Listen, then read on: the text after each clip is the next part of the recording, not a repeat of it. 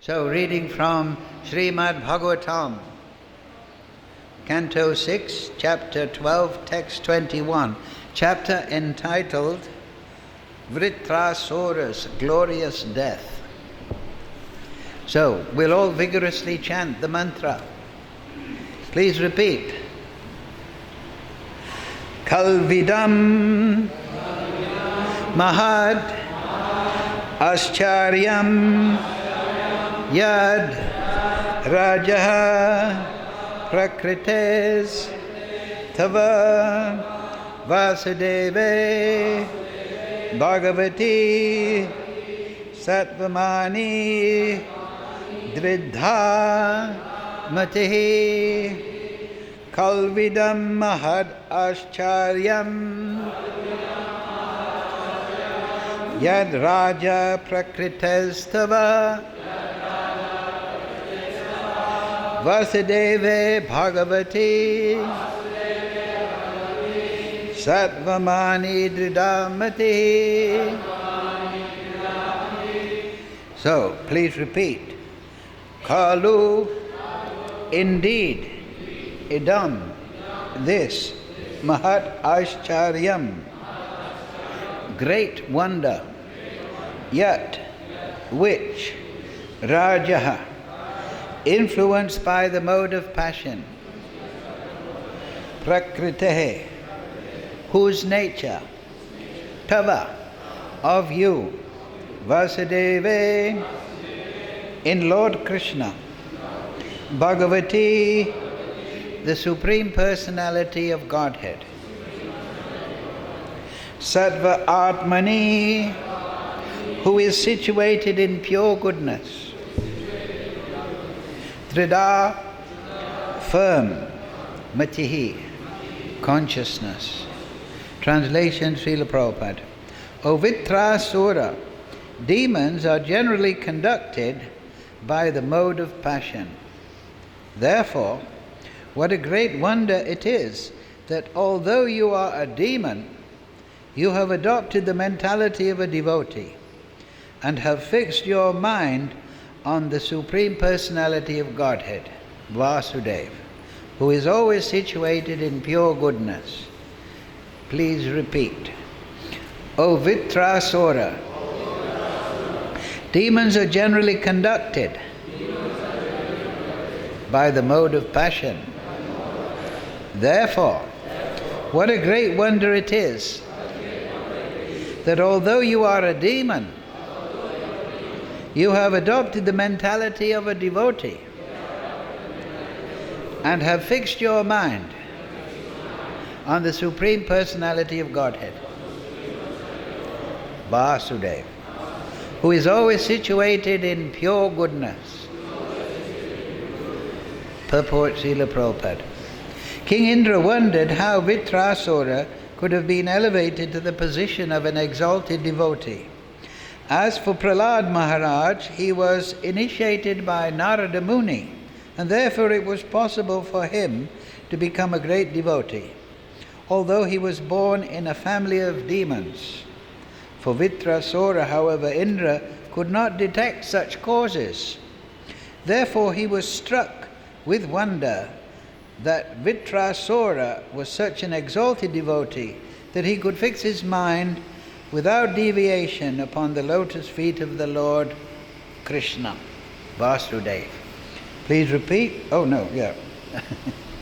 Mukam karochi vachalam phangam laite girim yad kripa tamaham bande Shri Guru Ninatarinam Kalva idam mahad aischaryam yad raja prakrites tavaha Vasudeve Bhagavati Satvamani Trida Matihi. O Vitrasura, demons are generally conducted by the mode of passion.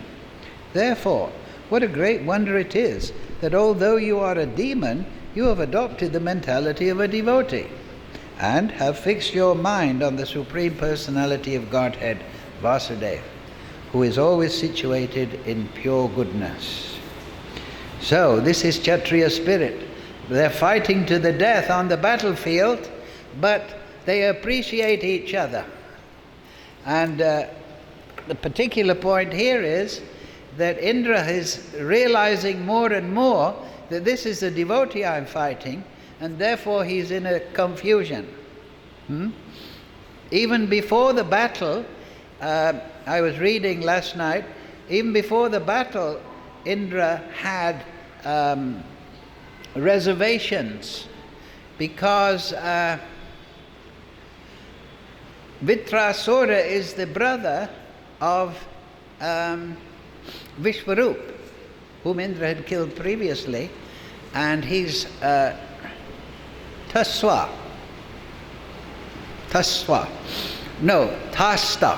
Tasta is his father, and he had performed a yajna upon the killing of Vitrasura by Indra to create a personality who would kill Indra for killing his son. Tasta, he is the father of Vitrasura and a great rishi, great sage. So, even before the battle, Indra knew all these things. I've already got into so much trouble for killing Vishwarup. I had to put the sinful reaction in 4 places: women, land, water, and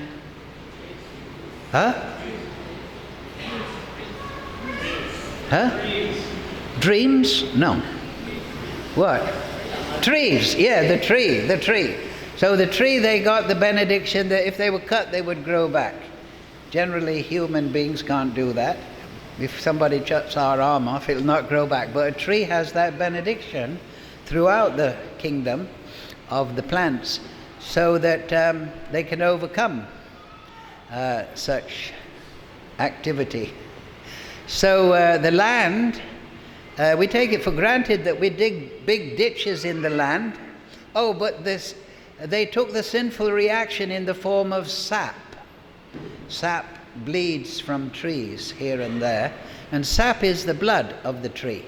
So also the land, we dig holes in the land, ditches and so on, without thinking, but actually the land is the body of Bhumi Devi. Now you can imagine, it wouldn't be nice if people were always scouring grooves in your body, but that's actually what's going on with Bhumi Devi. People think that the material world is just inanimate. They don't understand that there's a deity in charge of all the entities, and earth is overseen by Bhumi Devi, and the earth is her body. But the benediction was that even though people will make grooves in you, dig up, they will be naturally covered up. Therefore, you find that if the farmers leave their fields, they generally smoothen out. Dust, land, movement, bhukam even. So then women took it in the form of the sinful reaction in the form of the menstrual period. Very inconvenient, very emotional, difficult time. That is the sinful reaction. But they got the benediction in return that they would enjoy intercourse at any time. Generally mammals, they come into heat, and the woman doesn't want any coitus outside that time period. But women, human form, they got the benediction that they would always enjoy sexual activity, even during pregnancy. So if that's a benediction, you can consider it such. And then what was left? The water. The water got the benediction that it would increase the volume of whatever with which it was mixed. And the sinful reaction came in the form of foam. So therefore you should avoid foam when you're gathering water. You shouldn't drink foam on water. It's generally contaminated. And then the other one is, that's all of them. The land, women, trees, and water. So this is a big problem. Killing Brahmins is not recommended in the scripture, particularly great self-realized ones situated in bhava. And this is the condition that Indra is realizing now. This isn't just an ordinary personality, it is a great devotee. Even in the middle of the battlefield, he's discussing devotional service to the Supreme Lord. He's glorifying the Supreme Lord. So here we see Indra, himself a devotee, appreciates that. Now they're both great Kshatriya, or at least acting in that way. Vitrasura is the son of Tasta, who's a great rishi. But anyway, he's acting as a Kshatriya. He was composed in that way. Through the fire yagya, bring a great personality to chastise Indra. So this is Kshatriya spirit. Even though they're fighting each other, they appreciate each other. They're not nasty, malicious, envious type of people nowadays. I was just listening to a lecture by Prabhupada, and he was saying that the Kshatriyas, they must learn the art of fighting. They were allowed to go to the forest and kill animals, hunting, because they have to learn to kill. So this is a very strong thing. And then Prabhupada went on to say that actually the British, they took over India 250 years, and they extended their kingdom very nicely once they got hold of the British India, particularly because they enlisted the Gurkha, right, in Nepal. Gurkha people, very tough, but very noble at the same time. And they enlisted the Sikh people. So by enlisting and taking care of these Kshatriya spirited people, they were able to extend their kingdom. But then Gandhi came along, messed up the whole arrangement. Such is the Lord of Karma, with his non-violence idea. So here, particularly the reason why Vitrasura is such a great devotee is enunciated in this verse. You have adopted the mentality of a devotee and have fixed your mind upon the Supreme Personality of Godhead. Who is Vasudev?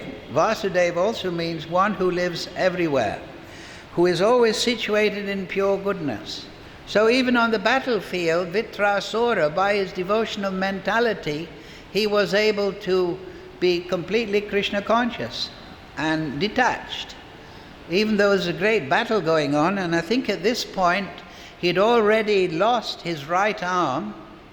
Indra had cut it off, but he was still in Krishna consciousness.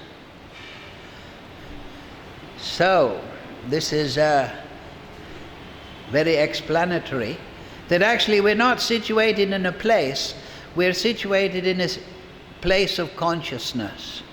You may be located in one place according to a map, but your real location is in terms of consciousness.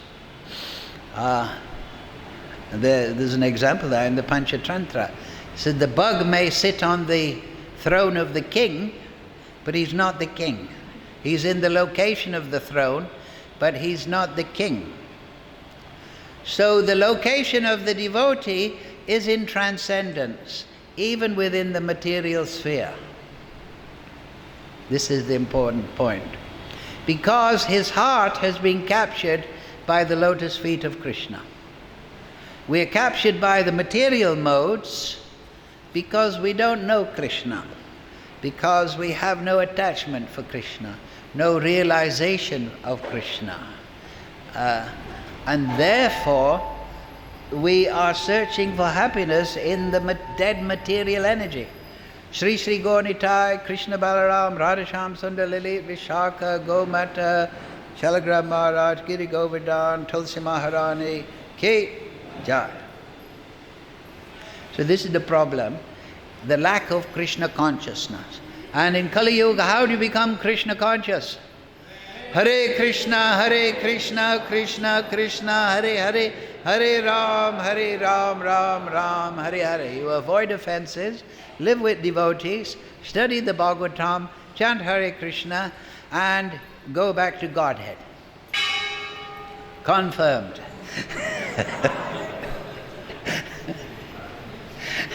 It's as simple as that. You don't have to speculate, you just have to practice. And one person once asked me in a Gita class, I have a friend that's interested in Krishna consciousness. How can you convince them that it's correct? I said, yes, well, according to the Shastra, if you study the Shastra, it's very wonderful, it's very logical, it's very cohesive. If you study the words of the Acharya, the Sadhu, their understanding of the Shastra, you will see it's consistent, very satisfying. But that is not the example given in the Uddhava Gita.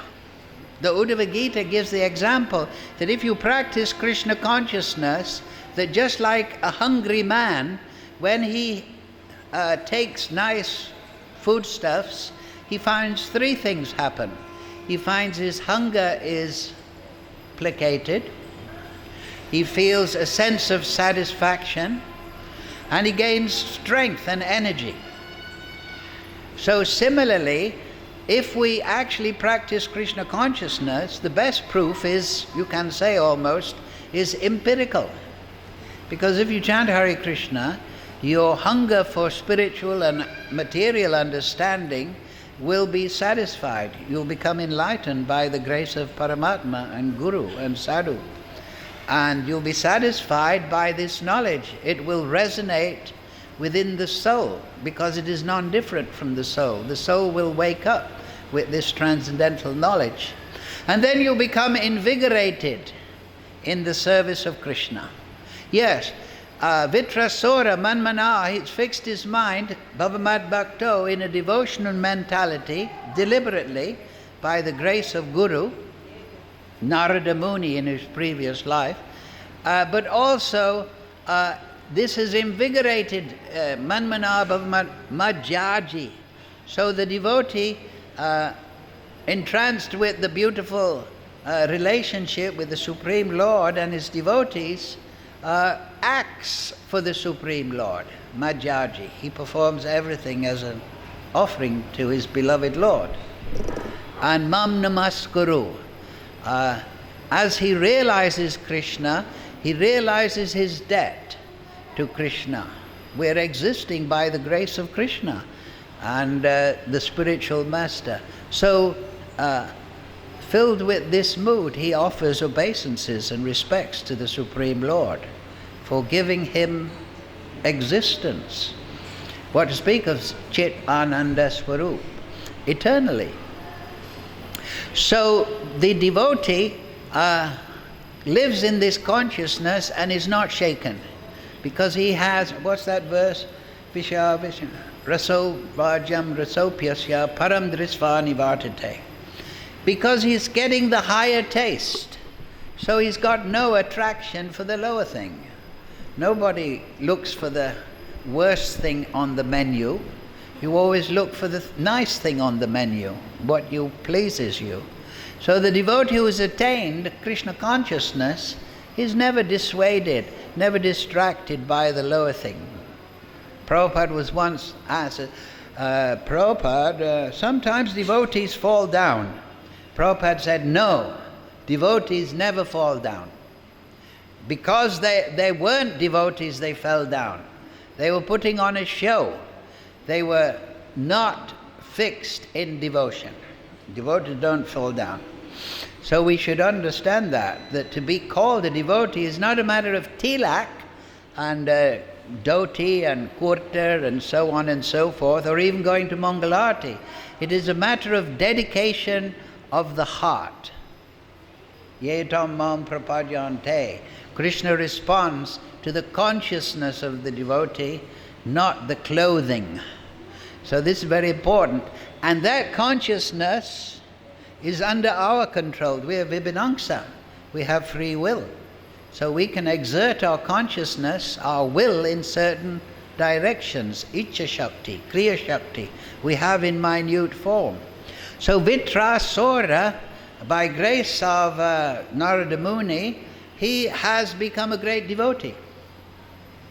And Indra is very much appreciating that. So we'll read Indra's other verses appreciating. I think it starts, verse 19. Indra Uvacha. Indra said, this is number 19 and we're 21. O great demon, I see by your discrimination and endurance in devotional service, despite your dangerous position, that you are a perfect devotee of the Supreme Personality of Godhead, the Supersoul, and the friend of everyone. You have surmounted the illusory energy of Lord Vishnu, and because of this liberation, you have given up the demoniac mentality and have attained the position of an exalted devotee. Then today's verse, O Vitrasura, demons are generally conducted by the mode of passion. Therefore, what a great wonder it is that although you are a demon, you have adopted the mentality of a devotee. You see, you have adopted by choice. This is the point. And have fixed your mind, you have fixed your mind, not that Krishna will grab your mind and control it. No, you have chosen on the Supreme Personality of Godhead, who is always situated in pure goodness, transcendence.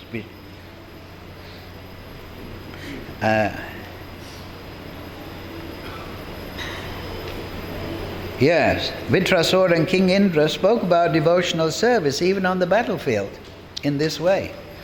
And then as a matter of duty, they again began fighting. My dear king, both of them were great fighters and were equally powerful. So this is the point. If we want to be devotee, it's just a matter of desire. Do you want to be a devotee?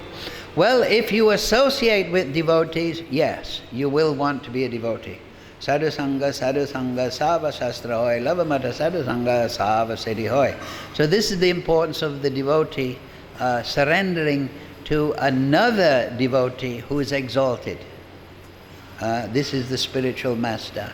One should search for an Uttamadikari and surrender at his lotus feet. Take his association, take his advice. And then you can transcend the material modes very easily by the service to such an exalted personality. In the previous life, that's what Vitrasura had done. I think it's later in the chapter, yes. He was a great king, a great Kshatriya. His spirit is coming out here on the battlefield, and named Chitraketu. It comes in the later part of the canto. And Chitraketu. Yes, so he had many, many, many wives. I think it says in the Bhagavad-Gita he had millions. He was the emperor of Surasena. And it doesn't explain which yuga this took place in. But unfortunately, though he was unrivaled king and looking after the praja, the people, very nicely, and everyone was happy and satisfied, he couldn't get a son.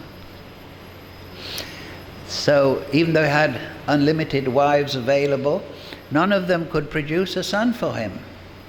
So he was very much distressed by this, particularly Kshatriya. He wants his dynasty. He wants to train a good son and hand over the kingdom and the responsibilities. But that was not so. You can understand his distress. I don't have a son and everything is void. So even though he was the big king and the big palace and the big entourage and the big praising and the poetry and the dancing and the festivals, it was all just like no taste. Just like if you go in the MVT and you take something and it has no taste. So you order a big thali and a pizza and God knows what, But you eat it and there's no taste.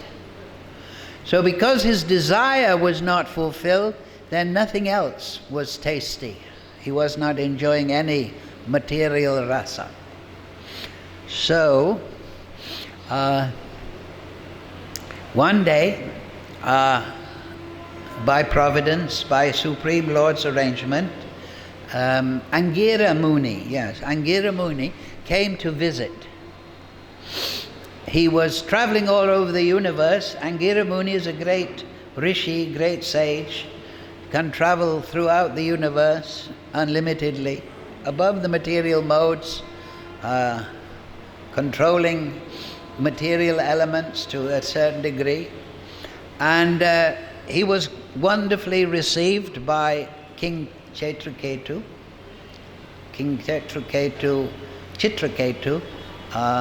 served him nicely. And then Angira Muni, by his mystic opulence, could understand the mentality of the king. But he inquired all the same, is there some anomaly, some problem that is distressing you? And then king, yes, I have so many wives and I have so much responsibility, but I can't get a son. So then Angira Muni, he said, well, I will arrange that you get a son, but this son will be the source of great happiness and also great distress. But anyway, that's better than nothing. Chitraketu, you can imagine. So yes, so Angira Muni engaged that sage that we talked about earlier, Tasta. He was a great rishi, of course, as we say, and he created through yajna a portion of sweet rice. And that was given to the favored wife of Chitraketu. Her name was Kritiduti, if I remember correctly. She took that sweet rice, and then by receiving the semen of Chitraketu, she bore him a son eventually. So the palace was joyous, the praja were happy, the king has a son. Those were the days when the king, the Kshatriyas and the people, they were all a big family. Everyone knew their role in society, varnashram, there was no speculation. Everyone was engaged according to their nature and satisfied, and everyone was reaching perfection under the direction of Surasena, who was a very pious king. So the king, so the child was born, and he became, of course, the pet son, the only son of Chitraketu, but the pet son of the whole empire, bringing great joy to everyone. However, there's always a worm in the apple, and that was the co-wives in the material world anyway, not in the spiritual world. They became very envious because they weren't getting any sweet rice. They weren't getting any children. Angira had just given the one son, and they became envious, and it increased day by day. And eventually they poisoned the son, you can imagine. So women sometimes act as a wild card. They do things that are very bold and unpredictable. They killed the son. So of course, then the other side came into operation. The whole nation, the whole kingdom was in lamentation. Such a beautiful son, the darling of everyone, and now he's gone.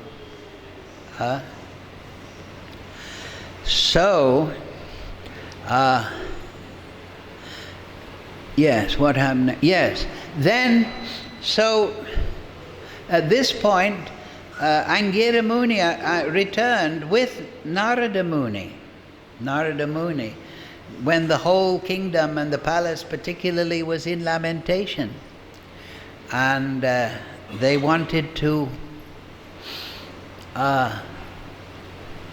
calm down and take away the distress of Chitraketu.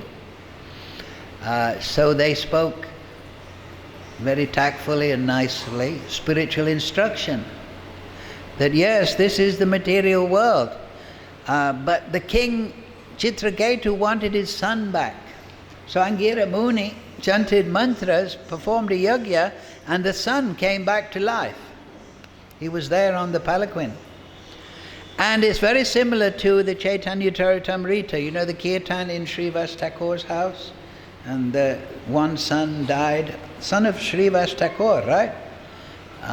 But Srivas said, don't tell anyone, it'll disturb the kirtan. But Lord Chaitanya knew that something had happened, and he inquired from Srivas Thakur. He said, well, my son has died. And then the Lord Chaitanya brought the son back. And very similar instructions that son gave to as the son of Chitraketu. The son of Chitraketu said, well, you consider me your son and you're my father. But what is this? Was I your son before this life? Will I be your son in future? Will you be my father in future? Were you my father before? So this is all temporary. And he gave the example that sometimes through river, sand is accumulated in one place and then it's dissipated. So in the same way, people come together, they form families, nations, and then they're separated. So this is all the illusory energy of the Lord. It is happening, it is a real event, but it is temporary, so it is not considered reality. Reality means eternality. So, these instructions of the son and Narada Muni and Angira Muni, of course, this had a great effect on Chitraketu. He started to realize the temporal nature, dukkhalayam asashvatam, of this material world. Why should I fix my mind upon happiness in a place where happiness does not exist? Everything is a dance of fireflies. In the night, the fireflies, they dance and they sparkle. But then in the morning, everything is gone. It's of no consequence. So, understanding that in a sober mood, he was given a mantra by Narada. Yes. Om Namo Bhagavate Tobhyam. Yes. Vasudev Tobhyam. And it's a mantra worshipping the Chaturvyuha and Vasudev. So Narada advised him, you chant this mantra and your unhappiness will be dissipated. You will be touched by the Supreme Lord through his mantra, and all your distress and anxiety, confusion will be placated, and you'll taste the nectar of transcendence. So the Chitraketu did so, and it's explained there that through chanting this mantra very carefully for a few weeks only, they explained there in the text, he became very elevated in consciousness. And the first stage was that in this elevation of consciousness and potency, from just a few weeks of chanting very sincerely, like we say in today's verse, adopting the mentality of a devotee through the events had broken his material attachments, and then Narada Muni had given him the avenue to transcendence, to transcendental consciousness. So he was feeling wonderful. So it's explained there in the Bhagavatam that therefore he became the ruler of the Vidyadharis. The Vidyadharis are similar to the Apsaras.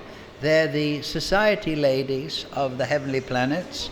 But the Vidyadharis, Vidyadhari Loka it's in the Swagaloka region, but it's a lower section. It's not quite up to the Indra standard. But he became the ruler of that eventually. And then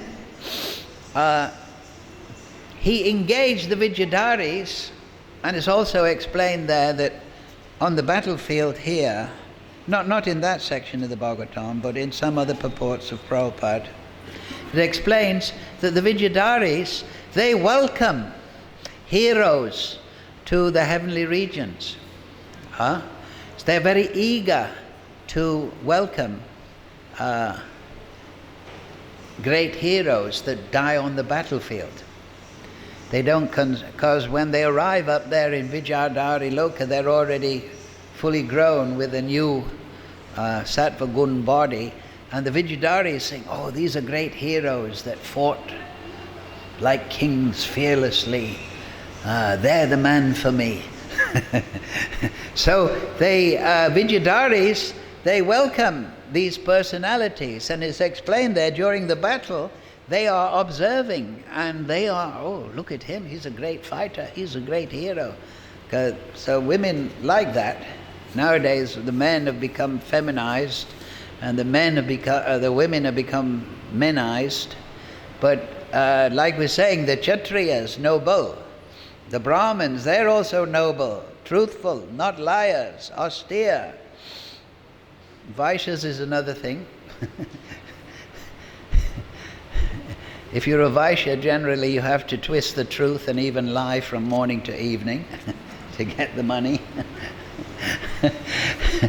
So anyway, the Kshatriyas and the Brahmins, they're very attractive, particularly the Kshatriyas to the women. Oh, virile, powerful, strong, domineering. That's what I like. He's a tree upon which I may be a kripa. So, the Vijayadharis, though, were being engaged by Chitraketu because he continued with his sadhana and he became more and more in bhava. So he was traveling all over the universe in a aeroplane with an entourage of Vijayadharis, and they were chanting the Hare Krishna mantra. They were chanting the glories of Krishna. Eventually they arrived at the place of Lord Shiva at the base of Sumeru mountain. The universe, if you look from Brahmaloka, pivots around Sumeru. And there's different, Jambudvip is in the middle, and then there's different circular areas, so on and so forth, on the gross plane. So, he saw Lord Shiva there with Parvati sitting on his lap, on his left knee. That's very interesting in the Mahabharata. Anyway, that's a pastime with Uttara and Arjuna. He became the dancing teacher. And Uttara used to sit on the right lap. So the wife sits on the left leg or the left side of the husband, the daughter on the right side.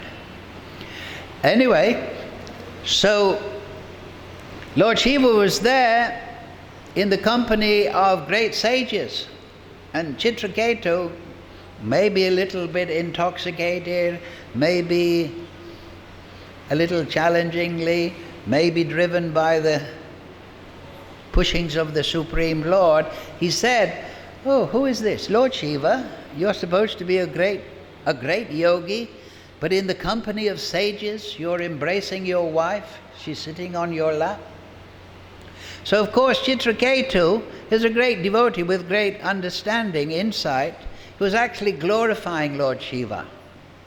But also he didn't want Lord Shiva, he was thinking this is not correct because people don't understand that Lord Shiva is such a great yogi, detached. He's not a mundane person agitated by the presence of his wife. So therefore, is this good that it goes on? So he was bringing the subject up. That these great personalities, they should act in what he considered an exemplary fashion. Of course, Lord Shiva is always exemplary because he is non-different practically from the Supreme Lord, and he has particular function as the Lord, and with Durga Devi, Parvati, of being the master of the material energy through the false ego. So Lord Shiva, he smiled, and the other sages smiled, but Parvati was not pleased by this challenging upstart. He said, oh, so you know you are in a position to correct Lord Shiva, who is worshipped by Lord Brahma, and all the great rishis and all great devotees, and you are correcting him because I am sitting on his lap? Don't you know that you know better than Lord Brahma? Sarcasm, actually. Don't you know that great personalities are not bound by this mundane rules and social regulations? Don't you know that? So she said, you will become a demon. You will take birth in the family and become a demon in your next life. So, Chitraketu, he got down and he paid obeisances to Mother Parvati and Lord Shiva and said, I accept your curse. Whatever it has come by the arrangement of providence, so therefore I accept it. Even though he was competent to push it aside. So this is very similar, actually, also Sati and Daksha. So Lord Shiva, he's a great avaduta in that sense. He's beyond all material rules and regulations. And those that are tinged by material understanding, they may find his activities beyond the pale and a bit odd. But the great devotees, they understand that everything that such a personality as Lord Shiva performs is instructive and beneficial for mankind. But it has to be understood through devotion, through hearing from the spiritual authorities. Then one can have insight into these great personalities. If we just speculate, read books without guidance from the spiritual master, we will misunderstand the situation. So, that is how Chitraketu appeared as Vitrasura. Through this offense to Mother Parvati, there was no offense meant, but Mother Parvati took it in that way. So it's a very interesting situation to contemplate. And it's explained that if you understand this and you recite this story of Chitraketu, Vitrasura, Lord Indra, then you will also become free of all sinful reactions. Chitraketu, he took the curse and he said, a curse from such great personality can only be for my benefit. And so this is the actual event, that he took birth from the yajna performed by Tasta with the mentality of, I'm going to destroy Indra through the yajna. But through his past devotion, there's no loss. Whatever realization and attachment you gain to the Supreme Lord, that may be covered, but it's never lost. It's always there, ready to be uncovered. So, on the battlefield, the devotional qualities of Vitrasura comes forward. And he's saying, you can kill me, I don't care, but let's fight. Come on now. Just like verse 24 there. Said, but we have a duty to fight. So it's explained there that the battle went on, and then eventually Indra cut off the left arm of Vitrasura. And Vitrasura looked very beautiful without arms. He expanded his body, and he lay down on the battlefield, and he drew Indra with Airavata, his elephant, and Thunderbolt within himself through his gigantic mouth. And there, having defeated Indra in that way, he thought, now let me give up my body. What is the use of this body? Everything is done. And so then his body, his life as became peaceful, and Indra at this point was able to use his thunderbolt and cut his way out of the belly of Vitrasura. And then the people on the battlefield saw the soul of Vitrasura entering transcendence, leaving this material world. So a very colorful way to go back to Godhead. A few lifetimes also included. You never know what lies before you. Anyway, so we should understand like that Krishna arranges so many circumstances, so many lifetimes for those who have taken shelter of him, and helps them to cultivate their dedication to Krishna consciousness. So we have desire, but Krishna arranges everything. When we have no desire to be a devotee, then we're very much under the control of the modes of material nature here. Like it says here, demon is conducted by passion. But devotees, they should cultivate goodness, because from that platform they can realize Krishna more easily. But the main point is knowledge, association, this is all very key factor, but ultimately the principle that makes you a devotee is your choice.